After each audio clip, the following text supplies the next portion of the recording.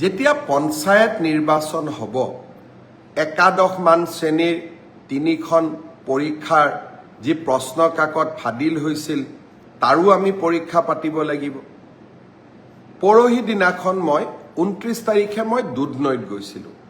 দুধনৈত এগৰাকী ছাত্ৰীয়ে মোৰ ওচৰত আহি ক'লে যে মামা, উচ্চতৰ মাধ্যমিক দ্বিতীয় বৰ্ষৰ বাবে প্ৰস্তুতি হোৱাৰ সময়।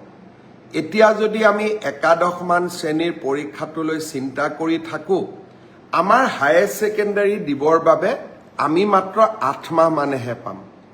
এই পৰীক্ষাটো নপতাকৈ থাকিব এই বছৰ নোৱাৰি নেকি? মই ভাবোঁ যে আমি সেবাই এই দিশটো বিবেচনা কৰিব লাগে। যিয়ে নহওক কিয় 2খন বা 3খন প্ৰশ্ন কাকত বাকী ৰৈ গৈছে আৰু পৰীক্ষাটো যদি এপ্ৰিলৰ শেষত বা মে'ত আমি অনুষ্ঠিত কৰোঁ, ল'ৰা ছোৱালীবিলাকো টেনশ্যনত থাকিব আৰু তেওঁলোকে দ্বাদশমান শ্ৰেণীৰ বাবে নিজক প্ৰস্তুতিও কৰিব নোৱাৰিব। মই ভাবোঁ যে একাদশৰ পৰা দ্বাদশ শ্ৰেণীৰ পৰীক্ষাটোত যিহেতু পাছ আৰু ফেইল নাই, সেইবাবে সেবাই এই বছৰ বাকী ৰৈ যোৱা প্ৰশ্ন কাকতখিনিৰ ওপৰত পৰীক্ষা নাপাতিলেও হ'ব।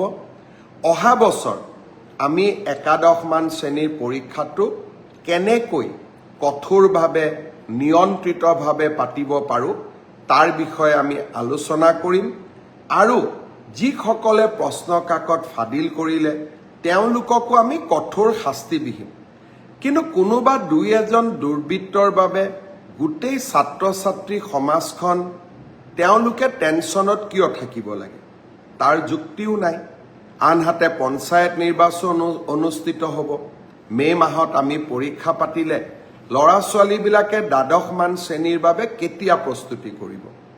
মই আমাৰ স্কুল এডুকেশ্যন বৰ্ডক অনুৰোধ কৰিম, শিক্ষা বিভাগক অনুৰোধ কৰিম, বিষয়টো যাতে আকৌ এবাৰ বিবেচনা কৰে, ছাত্ৰ ছাত্ৰীসকলক টেনশ্যনৰ পৰা আমি যাতে মুক্ত কৰি দিওঁ। আমি দিছপুৰত বহি থাকিলে একাদশমান শ্ৰেণীৰ ছাত্ৰ ছাত্ৰীসকল যিসকলে হায়াৰ ছেকেণ্ডেৰী পৰীক্ষা দিব লাগিব, ফাইনেল ইয়াৰৰ জীৱনৰ আটাইতকৈ মূল্যৱান পৰীক্ষা, তাৰ হয়তো আমি বেদনা বা তেওঁলোকৰ অনুভৱবোৰ বুজিবই নোৱাৰিলোহেঁতেন। দুধনৈত গৈ মোৰ ভাগিন ছাত্ৰীজনীৰ মুখেৰে শুনা কথাখিনি মোৰ মনত লাগিল যে ই যুক্তিৰ ওপৰত প্ৰতিষ্ঠিত। সেবাই নিশ্চয় এই দিশত বিচাৰ বিবেচনা কৰিব আৰু ছাত্ৰীসকলক প্ৰস্তুত হ'বলৈ সময় আৰু সুবিধা উলিয়াই দিম।